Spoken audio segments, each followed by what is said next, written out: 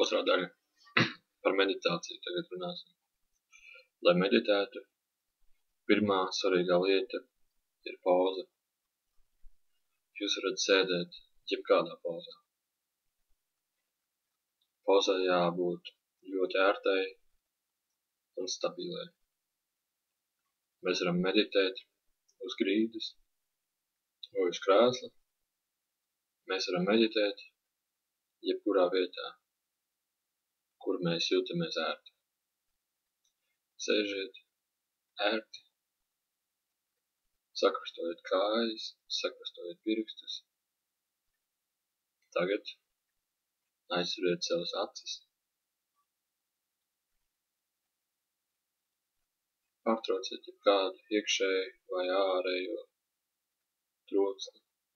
Nesauciet nekādas mantras. Esiet pilnībā atslābuši. Tikai atslābstiet. Esiet pilnībā mierīgi. Kad mēs sakrustojam kājas un sakrustojam pirkstus, enerģijas riņķis izveidojās, sniedzot mums daudz vairāk stabilitātes. Acis ir prātam durvis, tāpēc acis mums ir jāaizver. Mantru skaitīšana vai jebkāda trokšņa veidošana ir mūsu prāta aktivitātes, tāpēc arī tas ir jāpārtrauc. Kad prāts un ķermenis atslābst, apziņa ceļo uz nākošo zonu, kas ir prāts un intelekts. Prāts nav nekas vairāk kā vienkārši trauks ar domām. Ir neskaitām daudz domas, kuras vienmēr ienāk mūsu prātā. Jebkad, kad mums ir domas mūsu prātā, mums nāk daudz jautājumu, zināmi vai nezināmi. Lai nodalītu prātu uz intelektu, vienam tev ir jāvēro tikai elpa.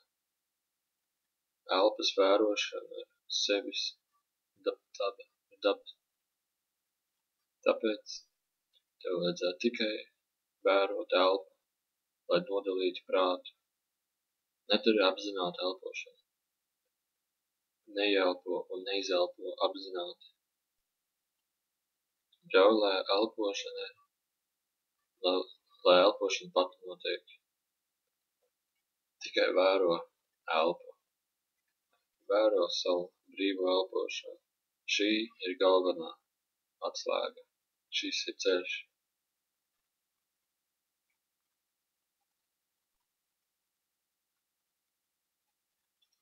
Nedodies aizdomām. Neuzdodiet bezgalīgi daudz jautājumus vai domas. Pārtrauciet domas. Atgriežaties pie elpas. Vērojiet tikai savu brīvo elpu. Esiet ar savu elpu. Tad domu daudzums samazināsies. Lēnām elpa kļūst mazāka un īsāka.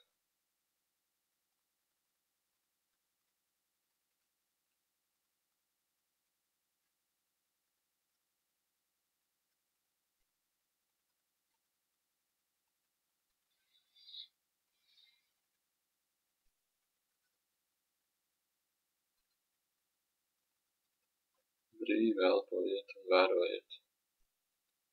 Un visbeidzot, elpa kļūst vismazākā. Sajūtās kā zibspuldītes starp acīm. Šajā stadijā tev nebūs ne elpa un ne doma. Un domas arī nebūs. Tu būsi pilnībā bez domām. Šo stadiju sauc par nearbuilt stadiju vai bezdomu stadiju. Šī ir meditācija.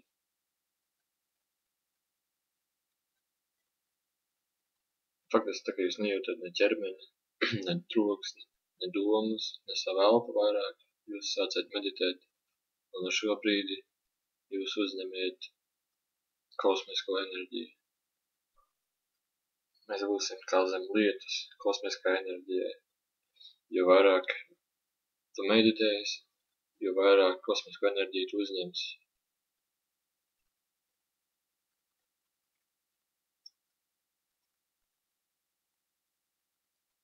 Un te ir ilustrēts, cik smuki tā kosmiskā enerģija nāk iekšā, bet tie, kas meditē, viņi ļoti labi sajūt katru šīs enerģijas daļiņu ienākšanu ķermenī, tā kā elektrizējot.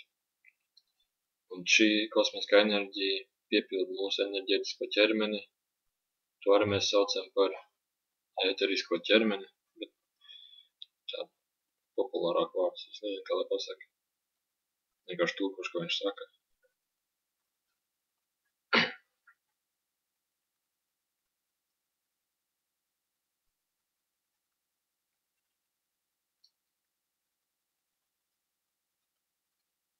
Enerģētiskais ķermenis veidojas no 70,000 kanāliņiem, enerģijas kanāliņiem, kas iet cauri visam ķermenim.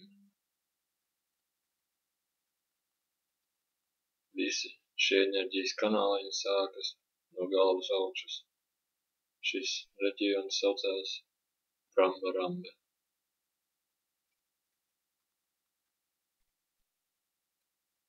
Šīs saknītes izplešās cauri visam ķermenim, kā saknes un zari no koka saknes un zari.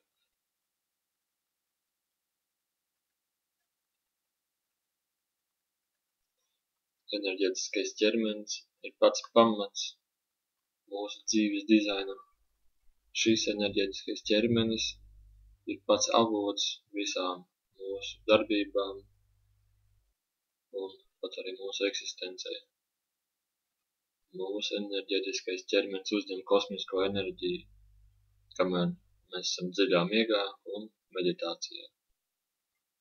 Mēs izmantojam šo enerģiju mūsu ķermeņa un prāta darbībām, tādu kā redzēšana, dzirdēšana, domāšana un visām pārējām fiziskām aktivitātēm. Visas šīs funkcijas ir pilnībā balstītas uz ienākošo kosmisko enerģiju.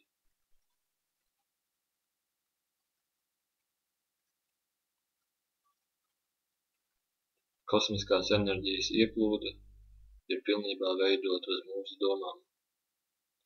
Kad mums ir domas, tad kosmiskā enerģijas ieplūsma ir deformēta. Citos vārdos, mūsu domas bloķē kosmiskās enerģijas ieplūšanu.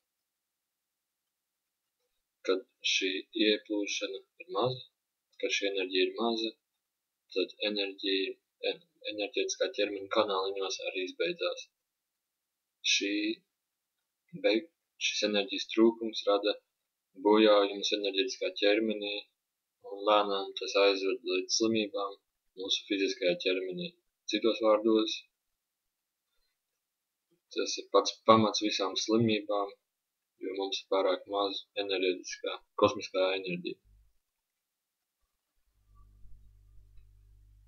Meditācijā mēs saņemam bezgalīgi daudz kosmiskās enerģijas, un tā plūst lēnām cauri visām enerģijas tūbiņām mūsu enerģijas ķermenī. Kad kosmiskā enerģija plūst cauri kanāliem, no tās smagās plūsmas, tā kā atrauj vaļā un iztīra visas bojājumus. Un kad visi bojājumi ir iztīrīti enerģētiskā ķermenī, mums pazūd visas slimības.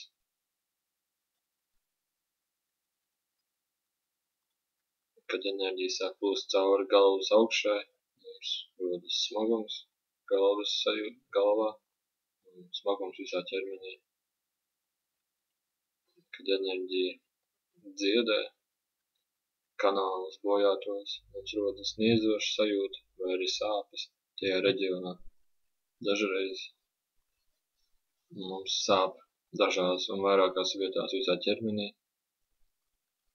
Šīm sāpēm mēs nelietojam zāles, visu, ko mēs darām, mēs vairāk meditējam un visas šīs sāpes izgaisīs par laiku. Tad tur būs otrā daļa pauze.